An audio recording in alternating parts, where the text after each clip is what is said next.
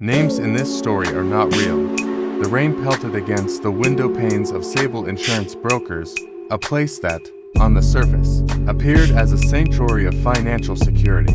Behind the polished facade, however, lay a labyrinth of corruption that ensnared the unsuspecting like a spider's web. The orchestrators of this malevolence were the upper echelons of management, whose avarice knew no bounds. Meet Ethan Oswell, a diligent insurance agent who, unbeknownst to him, had become a pawn in the wicked game played by those who held the strings at Sable. Under the guise of a reputable brokerage, the management clandestinely embarked on a sinister mission, breaking up families and manipulating the lives of its own employees. Ethan's journey began innocently enough. A passionate advocate for securing the financial future of families, he joined Sable with a genuine desire to protect lives. Little did he know that the puppet masters behind the scenes were orchestrating a different narrative that involved exploiting the vulnerabilities of those who entrusted them with their livelihoods. The first cracks in the facade appeared when Ethan noticed an alarming trend among his clients. Policies were being canceled without explanation, leaving families vulnerable and exposed. It didn't take long for Ethan to connect the dots. The cancellations were strategic, targeting families when they were most financially fragile. Sable was not in the business of safeguarding futures. It was in the business of dismantling them. Intrigued and disturbed, Ethan delved deeper into the labyrinth. What he discovered was a web of false insurance policies taken out on the spouses of unsuspecting employees.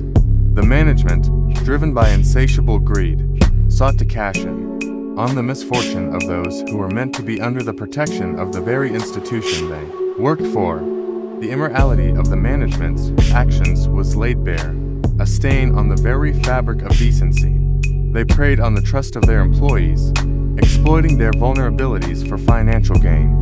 The false policies were not only a means of extracting money from unwitting families, but also a tool to exert control over the lives of those who dared question the authority of the puppet masters. Ethan couldn't stand idly by.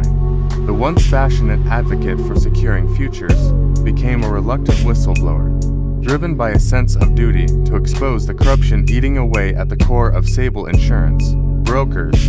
He gathered evidence meticulously, documenting the false policies, canceled contracts, and the trail of broken families left in the wake of the management's insidious machinations. As the storm outside mirrored the tempest within Sable, Ethan confronted the management with the damning evidence. The meeting that ensued was a clash of ideals to them, driven by a moral compass that pointed true north, and the management, whose compass spun wildly, guided only by the magnetic force of greed. The confrontation escalated into a battle of words, with accusations flying like arrows in a medieval skirmish. The management, accustomed to operating in the shadows, now found themselves exposed to the harsh light of truth. Denials crumbled like sand castles, and the veil of deception was lifted. In the aftermath, as the rain subsided, so did the reign of the corrupt management. News of their actions spread like wildfire, and the fallout was swift. Legal consequences loomed on the horizon, and the once imposing figures now faced the repercussions of their immoral choices. Ethan, though vindicated, couldn't erase the scars left by the betrayal of an institution he had believed in. The families torn asunder, the lives disrupted, and the trust shattered were wounds that ran deep. As the legal proceedings unfolded, the true cost of Sable's corruption became apparent, a toll not just measured in dollars but in broken homes, shattered dreams, and fractured trust. The tale of Sable Insurance Brokers serves as a cautionary narrative, a reminder that even in the seemingly sterile world of finance, morality must prevail. The failure of management was not just a failure of leadership, it was a failure of humanity.